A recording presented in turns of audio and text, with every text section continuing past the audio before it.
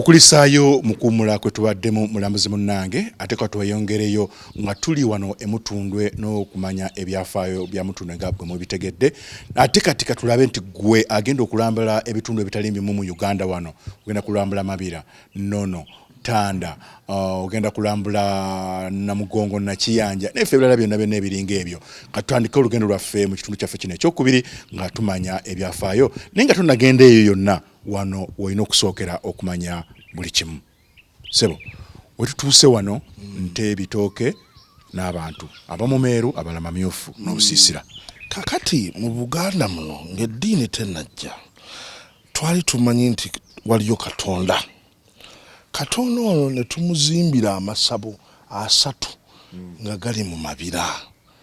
Amabira gano togazannyirako kubanga yewaali ekitebe ekikulu ekya Katonda. Era bw'ojjukira tetukkiriza nnyo muntu kujja tukyalira ng'ayise mu mabira kubanga mabira holy ground oba kifo kya Katonda. Kakati ojja kujjukira nti Nambi bwajja n'afumbirwa kintu baganda ba Nambi ne bakwatibwamu obujja b'ensaalwa nti mwannyinaze waabwe tebakyamulaba ne batwala ente ya kintu enjala n'emuluma kubanga ente emu yali ajjamu amata n'agenda mu ggulu ne bamuwa ebigezo 3 byonna n'abiyita n'afuna omukyala we n'afuna n'ente ye. Naye mukyala we bw'amanya abakyala beekunya beerabira ebintu bingi. Omukyala we Nambi ne yeerabira obulo obw'enkoko mu ggulu n'addayo bufuna. Bwe yali abufunakkirira muganda we Sitaani Walumbe n'azuukuka. Bw'azuukuka n'agamba mwannyinaze nti kati ate leero ddawa tingenda kufumbirwa wansi ku nsi ewa kintu. N'agamba nange ngenda kuwerekera. Bwe batyo ne bajja.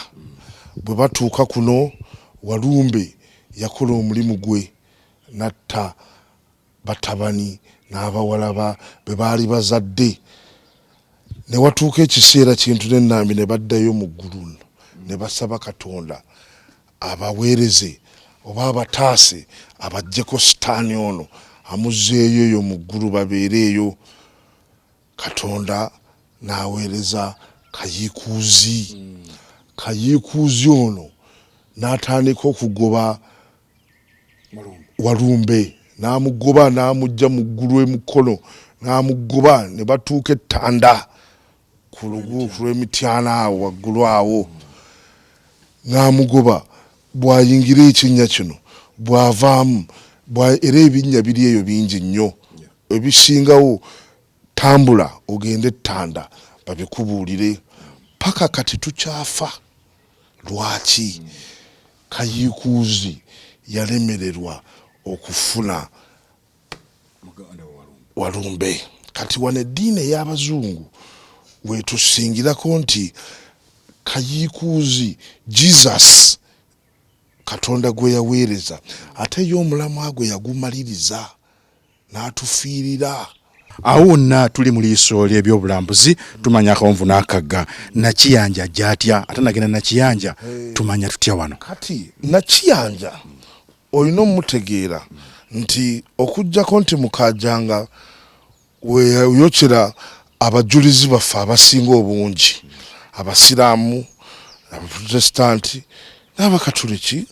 Nakiyanja amazima ddala waalingawo ennyanja nnene naye Mbaziira omukulu w'ekika ky'ennyonyi ennyange awulidde Mbaziira lumu abaddayo emukono n'atuuka ku nnyanja eyo nga tasobola kusomoka n'akubamu omuti gwe ennyanja n'efunda awe Nakiyanja. Bw'oba olambudde bajja bikunyumiza.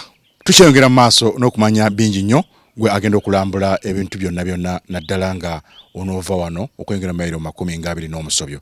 Tuli wano wennyini wano emutundwe tukutegeeza mutundwe yaani era ebyafaayo bya mutundwe n'ebirala byonna nga bwe tuzze tubiwulira katweyongereyo ate maaso n'okulambula kwaffe. Anagenda oba ayagala okumanya Mawokota. Kati Mawokota gegamu ku masaza ga Kabaka mu Buganda. Naye Mawokota kyava kuki?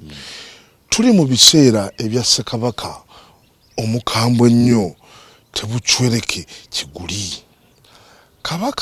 Ssekabaka Kiguli yagenda n'atabaala e Bunyoro. Bw'atabaala e Bunyoro abadda n'abasajja be n'alinnya ku jjinja n'agamba n'awaga wokota ko n'abasajja be ndi wokota. Era ejjinja eryo kwe yalinnya ne lituumirwa Mawokota, n'essaza eryo kwe lyajja erinnya eryo Mawokota. Wano we tutuuse. Omulambuzi wenna naddala akwata oluguudo lw'e Buddu olw'e Masaka, waliwo w'otuuka n'olaba ekipande nti Kattereke prison Nsangi. Bw'oba tonnagenda janguko wano ku Ssemagulu twongere okunnyonnyola ekifo ekyo kya mugaso ki. Kati okyajjukira nti waaliwo Ssekabaka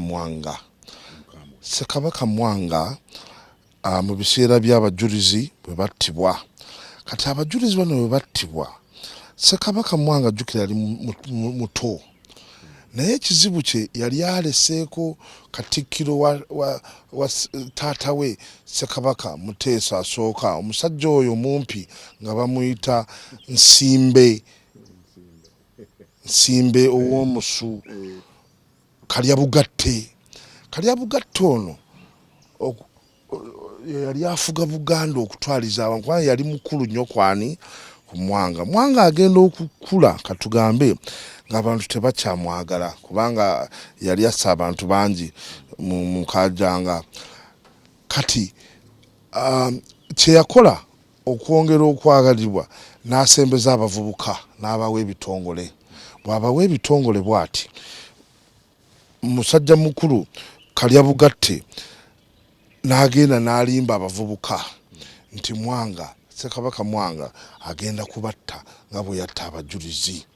Abavubuka ne beekubagana ne beekobaana n'abazeeyi bano ba Kalyabugatte, bwe batyo ne bajjako Mwanga bwe bamuggyako ne bassaako Kiwewa. Naye kyali kikyamu kubanga mu Buganda Kiwewa ate talya ngoma. Omulangira omukulu tukikola aleme kuttibwa kubanga bwe baba bamanyi nti gwoddako ne bakutta. So naye yakkiriza entebe, yali nsobi, yali musajja mukulu. Kakati bwakkiriza entebe, abasiraamu bano baali bafuuse battutumu ne bagezaako okumutayirira, naye abasamize ne bamugaana nti owaayi Kabaka takola ki, tayiwa musaayi. Abasiraamu nga bali wamu ne Nuuhu Mbogo Waayitambale ne bajjako Ssekabaka Kiwewa. Bwe bamuggyako ne bateekako Ssekabaka Kalema, muganda wa Ssekabaka Mwanga, mutabani wa Ssekabaka Muteesa ow'olubereberye. Bwe bamuteekako ne bamuyingiza eddiini ey'Ekisiraamu, ne bamutayirira, ne bamuwa n'erinnya Rashidi ono yali mukambwe nnyo. Rashidi ye yandibadde kabaka mu biseera bya Mwanga, naye kubanga yali mukambwe nnyo nga yakubadde abantu amasasi, abatuuze ne bagamba nti kati bwadda ku ntebe obukambwe bwe bwonna ne buvaayo. N'agenda n'asimisa ekkomera ng'asimye ebinnya bikoma eri wala kwe yasibira baganda be bannyinaze, kiringa ekizinga kyekyo kitereke, era bwe battira ne Ssekabaka Kiwewa. Sebo tuyanza nnyo, tweyanzeege. Nange bwe ntyo nsiimye ekitundu kyaffe ekyokubiri. Bwe bwetyo mu kulambula kwaffe wano bwe tutambudde wano mu Ssemagulu Museum Mutundwe naye nga nange nga omuntu ekisinze okunsanyula ennyo kwe kumanya nti nno Salama Road kyava ku ki Mutundwe kyava ku ki katereke ng'ekkomera erya futi kumpi 40 ekinnya ekyo byava ku ki n'ebirala ng'ebyo kirungi nnyo okumanya eddiini ddala nga olina eddiini yo engeri gye byatambulangamu yeggwe nga omwana wa Nambi ebintu byonna bitegeera otya weebale kulambula nange olunaku lwaleero bwe tutambudde twalina omukulu John Ssempebwa nannyini ekifo kino kya Ssemagulu Museum omukulu Baguma William weebale nnyo Kasifa Nalongo nkwagaliza birungi byereere Mukama abankumire tusikana ate obudde bwe bumu olunaku lwe lumu pulogulaamu zaffe ez'ebyobulambuzi Uganda ekkula wano ku Bukedde TV.